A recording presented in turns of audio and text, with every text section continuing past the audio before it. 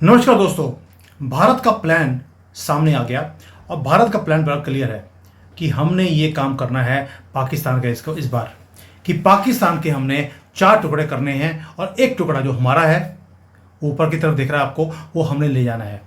अब इसको देखने के बाद पाकिस्तान का नर्वस ब्रेकडाउन होना शुरू हो गया। पाकिस्तान पूरे पैनिक मोड में है और भारत प्रिपेयर कर रहा है अपने आप को फाइनल स्ट्राइक के लिए। ये लोग बोलते हैं कि मोदी जी अभी तक जवाब क्यों नहीं दिया, और भाई आपकी बेसब्री से के कारण वो जवाब नहीं देते, वो पहले तैयारी करते हैं। और ये इनसाइड स्टोरी जो है कि पाकिस्तान पैनिक क्यों कर रहा है और उनके मंत्रियों ने वहां पर बौखलाहट में आकर हमें थ्रेटन करना शुरू कर दिया। ये हमारे पास तो न्यूक्लियर बॉम्ब है, हमने 130 बॉम्ब भारत की तरफ मोड़ दिए हैं, ये उन्होंने बोलना शुरू कर दिया। लेकिन भारत ने जवाब ही नहीं दिया। हम क्या कर रहे हैं? हम साइलेंटली प्रिपेयर कर रहे हैं और साइलेंटली बट श्योरली हम स्ट्राइक करेंगे, क्योंकि ये नक्शा हमने पूरा करना है इस बार। और ये नक्शा जो सारा जो सब कॉन्टिनेंट के अंदर जो स्यापा है उसको फॉर एवर हम चेंज करने वाले हैं। और मोदी जी अगर आज की डेट में बोल रहे होते वो एक बोलेंगे आपको, भाइयों बहनों, हम एक डिसाइसिव मोमेंट इन हिस्ट्री में एंटर कर रहे हैं, थोड़ी पेशेंस रखिए। और पाकिस्तान को मालूम है कि उसका टाइम अब पूरा हो चुका है, इसलिए पाकिस्तान को नर्वस ब्रेकडाउन हो रहा है। भारत ने पहले बोल दिया कि हम पानी नहीं देंगे, अगले दिन बिना बताए झेलम नदी के अंदर इतना पानी भेज दिया कि वहां पर 8-8 फुट पानी आ गया, सारी फसलें हमने खराब कर दी। दुश्मन को जब आपने खत्म करना होता है तब आप यही काम करते हैं, उसको या तो भूखे मारेंगे या पैसे मारेंगे या बाढ़ में मारेंगे। ऊपर से हमारी जो मिलिट्री है वो बैक टू बैक एक्सरसाइजेस कर रही है, आपने देखा होगा। और एज ऑलवेज हमारे यहाँ पर एक हल्का सा एक प्लेन उड़ता है, पाकिस्तान के अंदर नर्वसनेस इंक्रीज होनी शुरू हो जाती है। और जब वो नर्वस होते हैं वो एक ही बात बोलते हैं, हमारे पास एटम बम है, हमारे पास पाव के बम है। कौन बोल रहा है? पाकिस्तान का रेलवे मंत्री, जिससे अपनी रेलवे संभाली नहीं जाती, उसका नाम है हनीफ अब्बासी। उन्होंने बोल दिया कि भाई हमारे पास 130 न्यूक्लियर बॉम्ब है जो हमने भारत की तरफ मोड़ दिए हैं। कौन बोल रहा है? रेलवे मंत्री, यानी कि इनका जो आर्मी चीफ होता है वो इकोनॉमी की बात करता है, रेलवे वाला जो है वो न्यूक्लियर बॉम्ब की बात करता है, और जो डिफेंस मंत्री है वो बोल रहा है अमेरिका को भाई आपके कहने पे हमने दहशतगर्दी करी है, अब हमें पैसे दो क्योंकि आपने हमें बर्बाद कर दिया। यानी कि हर एक आदमी वो अपना काम नहीं कर रहा, किसी और का काम कर रहा है। और रेलवे मंत्री न्यूक्लियर बम की बात कर रहा है। यानी कि जो पैनिक मोड है वो कितना डीप अंदर तक जा चुका है पाकिस्तान की गवर्नमेंट के अंदर, वो समझ सकते हैं। ये पैनिक क्यों है? क्योंकि उनके पास भी ये इंटेलिजेंस की रिपोर्ट है कि भारत ये काम करने वाला है, इनके 4 टुकड़े करने वाला है, हमने पक्का कर लिया। अब्बासी ने क्या बोला? शेमलेसली उसने बोला कि भाई हमने पूरे भारत के बॉर्डर के ऊपर शाहीन, गौरी, गजनवी नाम के जो इनकी मिसाइल्स हैं वो हमने ताक दी हैं। लेकिन बाद में मुझे पता लगा कि इसकी 3 बीवियों का नाम था शाहीन, गौरी और गजनवी।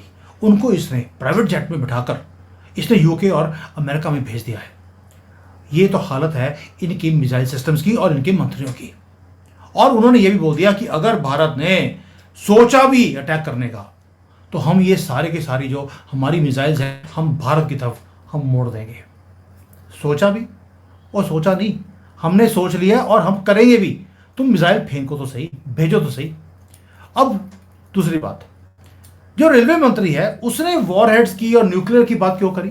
किसी और ने नहीं करी, इनके आर्मी चीफ ने नहीं करी। वैसे तो आर्मी चीफ इनका डर के बैठा हुआ है किसी बंकर में। सुना है कि शायद वो देश छोड़कर भाग गया है, क्योंकि इनके आर्मी जनरली जो युद्ध होता है ये भाग जाते हैं। अब जो पाकिस्तान का रेलवे है वो सारा का सारा आर्मी ने टेक ओवर कर लिया। अब ये हो गया बेरोजगार, क्योंकि स्टेशन, लॉजिस्टिक्स सारा का सारा ऑफिशियली पाकिस्तान आर्मी के पास है। वो अपनी मोबिलाइजेशन वो वहाँ पे कर रहे हैं। जो ट्रेन्स हैं उन्हें आर्मी को मोबिलाइज करने के लिए यूज़ की जा रही हैं। जो ट्रांसपोर्ट के जो इनके वो होती हैं रेलवे, उसको टैंक्स हैं, हैवी वेपनरी है, आर्टिलरी है, उसको शिफ्ट करने के लिए वो काम में लेके आ रहे हैं। यानी कि पाकिस्तान में पैनिक मोड इतना है कि हर एक आदमी अपने कंट्री को बचाने में या अपने आप को बचाने के लिए वो देश को छोड़कर भाग रहे हैं। उन्हें मालूम है मोदी इस बार छोड़ने वाला नहीं है, ये निर्णायक युद्ध होगा। ये मोदी जी ने ट्रंप के सामने बोला था जब हाउडी मोदी हुआ था अमेरिका में, आज से 4-5 साल पहले। अब भारत का साइलेंट मूव्स जो पाकिस्तान को डेस्परेट कर रहे हैं। दोस्तों, मोदी जी मीटिंग्स कर रहे हैं, जयशंकर जी को बोला है कि भैया आप कुछ भी करो, आप एक ही काम करो, प्रिपेयर करो साइलेंटली, डिप्लोमेटिकली, और पूरा दुनिया में जो हम एक्शन लेंगे उसके अंदर मुझे ग्लोबल लेजिटिमेसी चाहिए, ताकि अगर हम पाकिस्तान में जाकर अपने एरिया को वापस हासिल करते हैं तो मुझे किसी भी कंट्री से चू चा नहीं चाहिए। आपको याद है जब 370 हमने खत्म करना था तब भी यही काम किया था। मैंने बड़ी डिटेल में वीडियो बनाई थी कि किस तरह से हमने ये कारनामा किया कि मिडिल ईस्ट की कोई कंट्री बोली ही नहीं, ना चाइना बोला ना अमेरिका बोला। अभी भी 100 से ज्यादा कंट्रीज को ब्रीफिंग कर चुके हैं जयशंकर जी पर्सनली, और वहां पे उनको बताया गया कि किस तरह से पाकिस्तान की डायरेक्ट इन्वॉल्वमेंट थी ये टेरर अटैक में, ताकि जब हम कुछ करें तो वो बोले नहीं।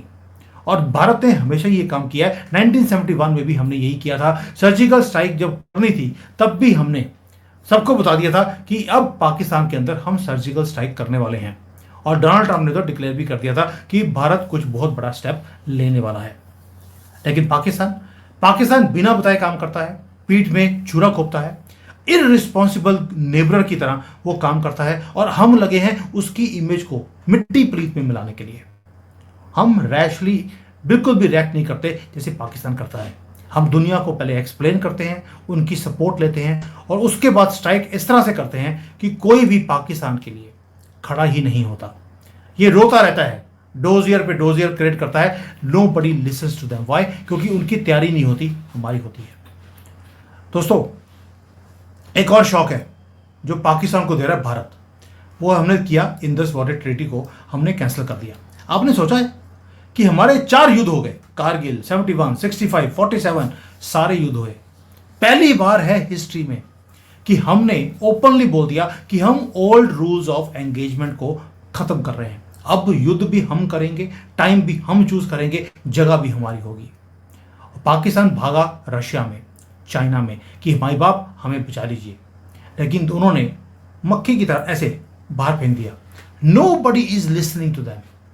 और रशिया ने तो ऑफिशियली अब ब्लेम करना शुरू कर दिया है पाकिस्तान को, क्योंकि मॉस्को के अंदर भी जो टेररिस्ट अटैक हुआ था वो पाकिस्तान के लोगों ने पैसे लेकर वहां पर करवाया था। Now they are also against Pakistan completely. Pakistan को लगता था कि यार पैसे लेकर अगर टेररिस्ट कोई हमने काम कर भी दिया की फर्क पड़ता है, अब पता लगेगा उनको। अब एक ही बात हो रहा है कि पूरे ग्लोबल स्टेज के ऊपर पाकिस्तान का मुंह काला किया जा रहा है, और हम एक हाथी की तरह मस्ती से हम चलते जा रहे हैं, और हमें मालूम है कि ये मस्ती की चाल एक दिन अपने सूंड में पकड़कर पाकिस्तान को ऐसे फेंकेगी जैसे गली के कुत्ते को हाथी फेंकता है। पाकिस्तान को मालूम है इस चीज का कि भारत जब इस तरह से साइलेंटली मूव करता है तो इसे स्टॉप करना मुश्किल है, क्योंकि ये अपने मिशन को पूरा करके ही छोड़ेगा।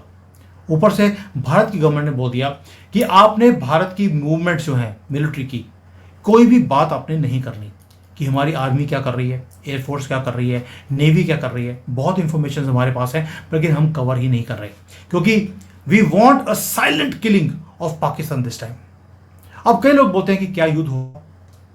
मेरा अपना मानना है कि युद्ध करना नेसेसरी नहीं है, प्लानिंग करनी जरूरी है, ताकि जब हम स्ट्राइक करें वो प्रिसीशन स्ट्राइक हो, मिसाइल्स जाएं टेरर कैंप्स के ऊपर, स्ट्रेटेजिक एयर स्ट्राइक्स हो, इवन कि इनके जो पोर्ट्स हैं उन्हें उड़ा दिया जाए, ताकि इनके अंदर से माल ना इनके कंट्री में जाए ना इनकी कंट्री से बाहर जाए। उससे आपको इनको तोड़ना बहुत आसान हो जाएगा, और ये मैप आपको अपनी आंखों के सामने पूरा होता हुआ दिखाई देगा। ये है रियल फियर ये है कि पाकिस्तान को मालूम है कि अगर नेवी घुसी, 1971 में भी हमने नेवी को यूज किया था, पाकिस्तान के 2 टुकड़े हो गए थे। हमने उसके बाद कभी भी नेवी को यूज नहीं किया है, और इस बार नेवी यूज होगी।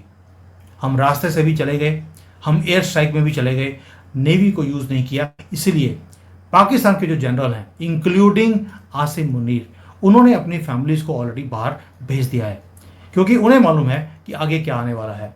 आसिम मुनीर को मालूम है उसकी बलि देनी पड़ेगी।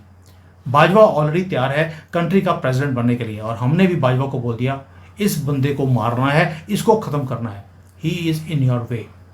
And history always teaches us one thing, कि जो पाकिस्तान की मिलिट्री है उनके अंदर नर्व्स ही नहीं है हमारे साथ मुकाबला करने का। वो तो टीटीपी और बीएलए को वो फेस नहीं कर पाते हैं, रिजाइन कर रहे हैं आज की डेट में, पैनिक में है।